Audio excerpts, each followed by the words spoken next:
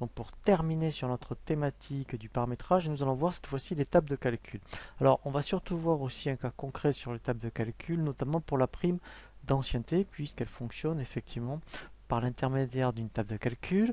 Donc dans le menu base, ici donc on a table, et ici voilà, vous avez donc les différents types de tables de calcul. Alors vous avez donc ici des tables de type soit intervalle, index ou intervalle cumulé. Donc on va déjà prendre la prime d'ancienneté puisqu'elle concerne quand même un grand nombre donc de conventions collectives. Donc effectivement, si vous avez une prime d'ancienneté donc dans votre société, ici donc si elle paye l'a déjà paramétré, mais par exemple c'est un cas standard, c'est effectivement à partir de 3 ans, donc après c'est 1%, vous voyez tous les ans, c'est 3%, vous voyez par exemple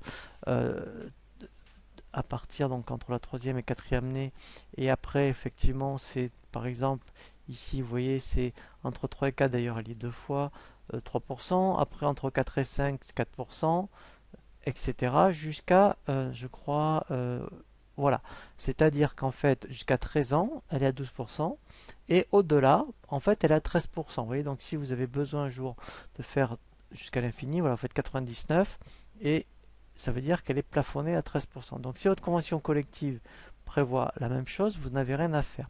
Si vous avez une convention collective qui est, mettons, 1% tous les ans à partir de 1 an, ben là, à la rigueur, vous mettrez de 0, voilà, ici à 1, par exemple, ici, la valeur, c'est 1%.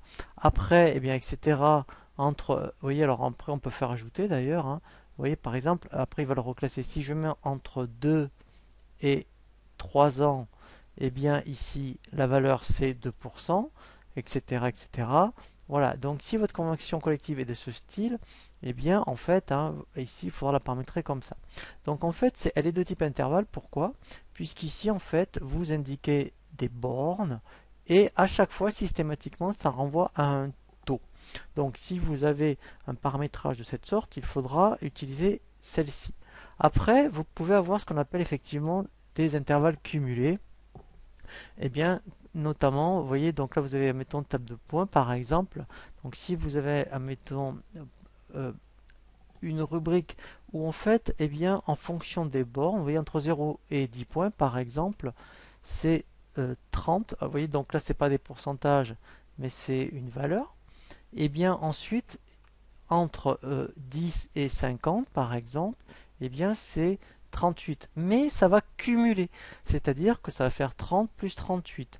Donc si vous avez donc demain, eh bien effectivement une rubrique à paramétrer avec donc c'est un peu comme la prime sur chiffre d'affaires à la rigueur, eh bien si vous cumulez donc la commission en fonction du chiffre ici réalisé, eh bien ici vous aurez en mettant table de points et vous cumulez les valeurs en fonction des bornes. Après vous pouvez voir comme ici par exemple tout ce qui est table d'index, donc c'est surtout utilisé par exemple pour les analytiques kilométriques, où là en fonction eh bien effectivement donc des bornes, ça renvoie à un index. Donc là, par exemple, si c'est 12 chevaux fiscaux, vous voyez, la valeur est de... Voilà, donc là, c'est une valeur fixe. Vous voyez, voilà, donc là, mettons 13 chevaux fiscaux, ça serait cette valeur. Voilà, donc en fait, ici, il n'y a pas de notion de borne, c'est par rapport à une valeur. Et bien, directement, ici, il renvoie, mettons, une valeur. Donc, ça sera donc type d'index. Alors après, comment après ça s'utilise? Si donc on regarde la rubrique ancienneté,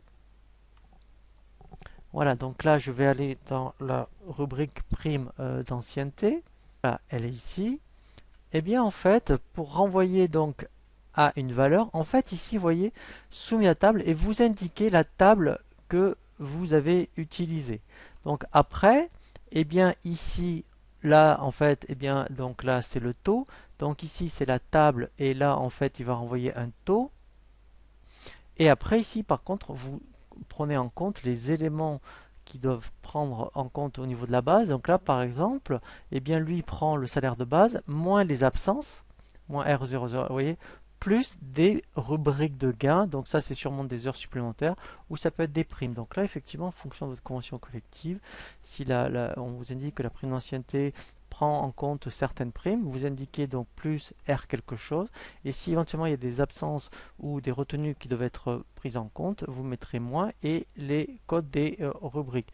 Et effectivement après ça vous retourne donc une base et lui va appliquer par rapport donc ici à la table qui renvoie ici, donc il mettra le taux.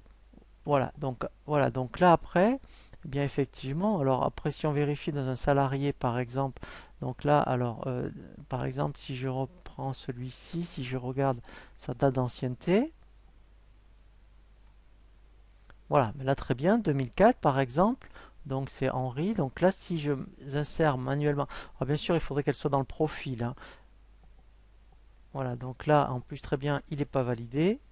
Donc là, en fait, je vais insérer manuellement la prime d'ancienneté. Voilà. Et là, en fait, il va la calculer tout seul. Voilà. Donc là, en fait, alors là, c'est intéressant puisqu'il y a des absences, justement. Donc là, il a pris le salaire de base. Il a enlevé les absences, et là, il a appliqué le taux 13. Pourquoi? Parce que comme ça fait plus de 13 ans qu'il est là, et bien effectivement, c'est plafonné à 13%.